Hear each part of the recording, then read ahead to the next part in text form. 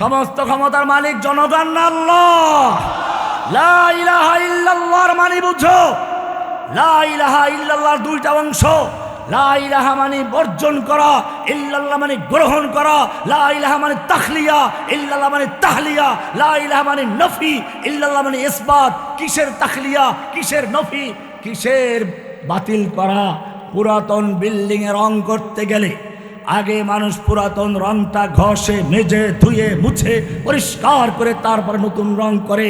ঠিক তেমনি ভাবে লা ইলাহার মানে হচ্ছে আপনার কলবের থেকে, অন্তরের থেকে যত রকমের গায়রুল্লাহর উপরে আস্থা আছে, খাজা বাবা, গাজা বাবা, ল্যাংটাওয়ালা, দুর্গাওয়ালা, দেবীওয়ালা, মূর্তিওয়ালা, ভারত বলো, জনক বলো, ঘোষক বলো, যত রকমের মানুষের ক্ষমতা তোমার অন্তরে আছে সব উৎখাত করে দিয়ে, খালি করে দিয়ে, ফিনিশ করে দিয়ে শুধু একজনকে বসাও।